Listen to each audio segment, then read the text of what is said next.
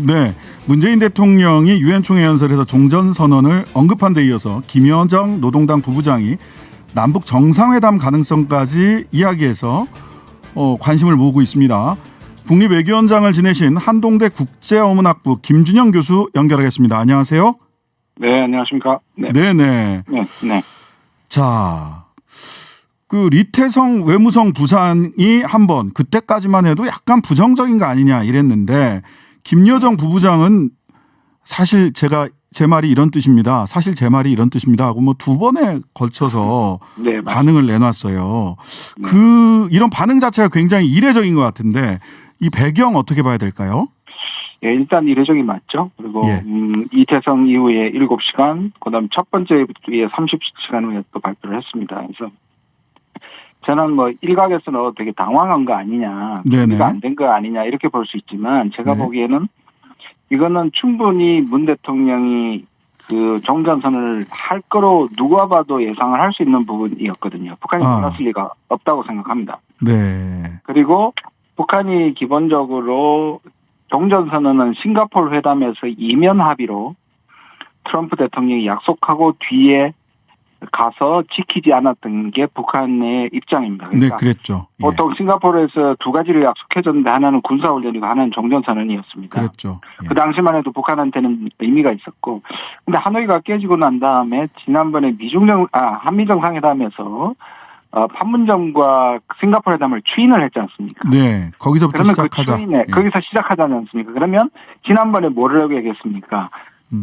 한미 군사훈련 하지 말라는 조건부를 걸었죠. 7월 달에. 그랬습니다. 그래서 그게 만약 지켜지면, 다시 말해서 훈련을 안 하면 획기적인 게 있을 수 있다고 테스트를 했고요. 네, 그랬죠. 제가 보기 그때 너무 시기가 늦어서 우리가 자기 말 듣고 안 할 거라고 기대하지 않았다고 생각하지만 그때 한번 테스트를 한 거고요. 네. 이번에는 종전선언을 테스트를 한 겁니다.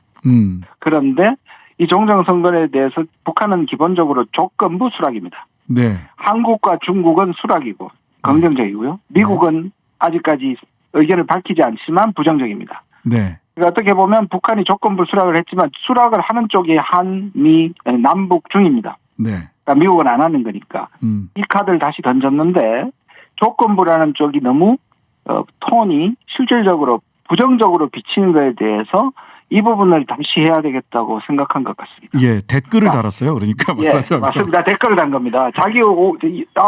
조건을 달고 뭔가 확실한 종전을 아니면 안 한다는 뜻도 분명히 담겨 있지만 좀 지나치게 부정적으로 해서 북한이 안 한다는 소리로 들릴 수 있다는 북한을 한 것 같고 북한이 진위가 잘 안전해졌다고 생각한 것 같습니다. 네.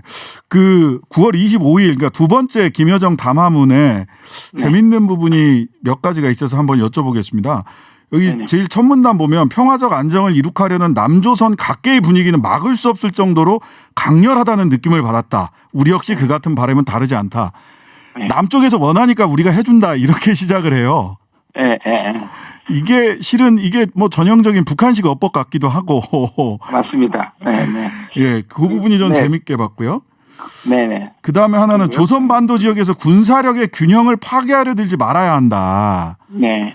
이게 말하자면 우리나라에서 SLBM 그 시험 발사도 성공을 했고, 그 다음에 실은 문재인 정부 기간 내내 국방비가 증액이 되면서 그 전시작전권을 이전받기 위해서 이런저런 노력을 하면서 국방비가 증액이 됐는데 이 부분에 대해서 한국의 국방력이 남측의 국방력이 이렇게 높아지는 것에 대해서 실질적인 압박으로 이걸 느끼고 있는 것인가 북쪽이. 예, 이 부분이 좀 궁금하더라고요. 첫 번째 질문은요. 일단 해준다라고 얘기하는 거 말씀하면 전형적이기도 하지만 북한의 지금까지의 기조는 뭐냐 하면 확실한 양보나 이거 하기 전에 자기들의 자각 노력을 하겠다고 했습니다. 네네. 그러니까 문을 아주 조금 열어놨지만 기본적으로 자력경생 자강으로 가겠다, 견디겠다가 사실상 계속 기조였거든요. 그렇게 봤을 때 북한이 오히려 이 부분에서 종전선언에 긍정적이고 남북 정상회담에 이걸 내놓을 때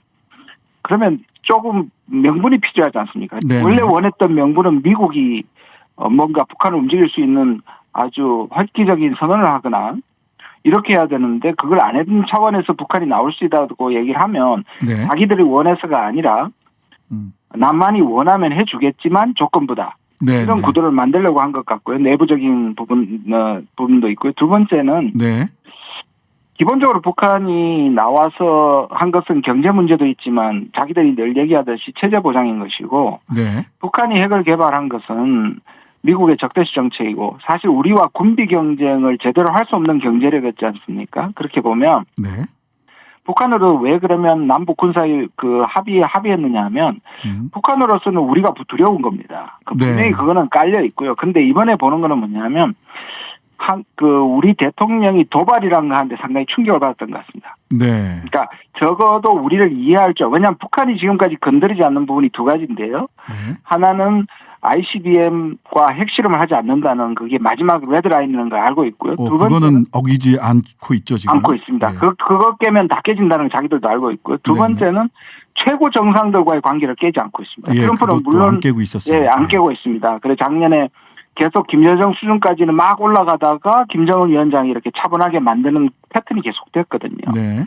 그렇게 봤는데 그 부분에 대해서 지난번에 통신선 복구도 친서를 통해서 그랬고요. 그런데 좀 충격을 받은 겁니다. 그러니까 우리 대통령이 도발이라고 얘기한다. 그럼 이 부분은 확실하게 해야 되겠다. 네. 우리도 자위고 남한도 자위라면 네. 그러면 이거는 균형을 맞춰야 된다. 네. 그래서 지금 이번에 김여정의 조건은 뭐냐면 하나는 적대시 정책 철회이고 하나는 서로 동등한 입장에서의 자위적 행위에 대해서 간섭하지 말자. 이게 지금 서로 문제 삼지 말자 이렇게 얘기를 한 거예요. 예, 맞습니다. 그 부분을 강조한 것 같습니다. 네. 그렇군요. 조금 더 내려오면 공동연락사무소 재설치, 그다음에 남북 정상회담, 그쪽에서는 북남 순회상봉이라고 얘기하는 같은 관계 개선의 여러 문제들도 건설적인 논의를 거쳐 빠른 시일 내에 하나하나 의의 있게 보기 좋게 해결될 수 있다고 생각한다라고 얘기를 하는데 라는 얘기가 있는데 그럼 이거 그쪽에서 남북 공동연락사무소 폭파했었던 거잖아요. 네, 그렇습니다. 예. 이거 다시 재설치하자.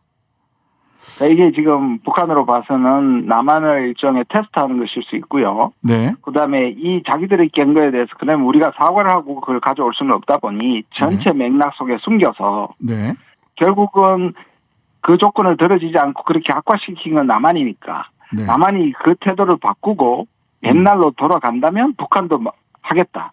라는 식으로 자기 체면을 살리면서 이 부분에 대한 여지를 남긴 거죠. 근데 그걸 우리가 어떻게 받아들이냐는 상당히 쉽지 않은 문제이긴 합니다. 네. 아니 그래서 이준석 대표 같은 경우는 남북 공동연락사무소를 우리가 다시 지어준다면 그거는 굉장히 치욕적인 일이다.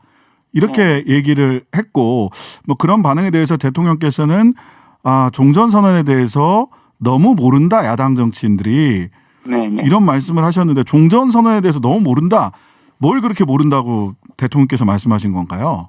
이 종전선언을 진짜 모든 사람이 지금 다 다르게 해석을 하고 있는 겁니다. 그렇죠. 근데 대통령은 사실 5년간 늘 일관되게 말씀하신 게 뭐냐면 기억하시겠습니다만 제가 아까 싱가포르의 이면 합의를 테스트한다는 말씀을 드렸는데 싱가포르 때 기억해 보십시오. 네. 그때 무슨 얘기가 나왔냐면 그때 판문점 얘기도 있었고 싱가포르 얘기는 판문점이면 북미가 먼저 하고 우리 대통령이 가서 남북미가 종전선언을 한다. 또는 싱가포르 때 그 합의를 할 때 그 다음날 혹시 우리 대통령이 가서 종전선언을 하지 않느냐는 얘기가 나왔던 걸 기억하실 겁니다. 네네네. 그때 미국하고 한국의 생각이 다른데 지금도 생각이 좀 다른 게 뭐냐면 우리 대통령은 종전선언 여러 단계로 있을 수 있고 예를 들면 남북이 하고 남북미가 하고 남북미중이 할 수 있고 또 이것이 정치적 선언으로 하나의 지금 서로 외교를 하자고 하는데 스파크가 없지 않습니까? 그것을 불씨가 될 수 있는 하나의 출발점으로서의 상징적인 의미로 해석을 하는데 우리 야당과 미국은 이걸 법적 구속력을 가지고 있다고 생각하고 북한의 꼼수다. 미군 철수와 정전체제를 무너뜨리기 위한 북한의 꼼수다 이렇게 얘기하고 있는 그 차이를 말씀하시는 거예요. 예, 그러니까 그 마크 램버트 미 국무부 한일 담당 부차관보가 언론마다 조금 번역이 좀 다르긴 하는데 그 원문을 좀 해석을 해보면 북한의 잘못된 이야기, 잘못된 내러티브를 전하지 않는 것이 중요하다.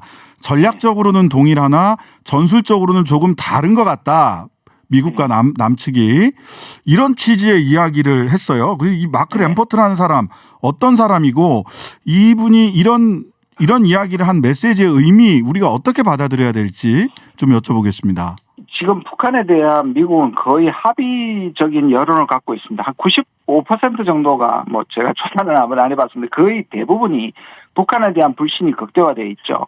뭐 그럴 만한 미국으로서는 그럴 만하다고 볼 수 있지만 이 불신 문제 때문에 북한이 종전선언을 하고 하자는 것을 좋게 보지 않죠. 아까 말씀드린 것처럼 결국 미군 철수를 시키기 위한 꼼수다라고 아예 단정을 하기 때문에 여기에 한국이 종전선을 얘기하는 것은 북한의 술수에 넘어간다는 기본적인 사고를 깔고 있는 거죠.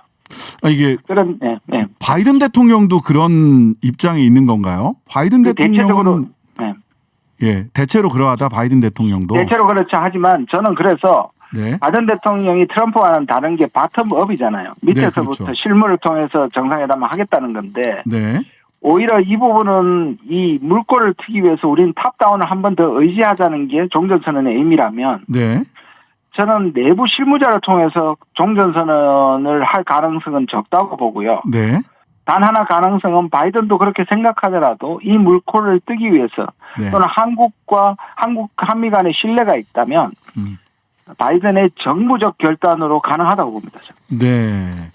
한미 간의 신뢰가 있다면 바이든이 정무적 결단을 할 수 있을 거다. 북한에 대한 불신에도 불구하고 우리를 믿고 할 수 있다. 저는 그렇게 봅니다. 굉장히 중요한 말씀이신 것 같습니다. 그 마지막으로 참 어려운 질문이긴 하겠습니다만 문재인 대통령 그 임기 중에 정상회담 한 번 더 가능할까요? 지금 이제 사실상 그 첫 번째 나왔던 김태성의 그거는 미국을 향한 거였고요. 그래서 특별 정책 멈추라는 거였고 두 번의 김여정은 우리를 향한 겁니다.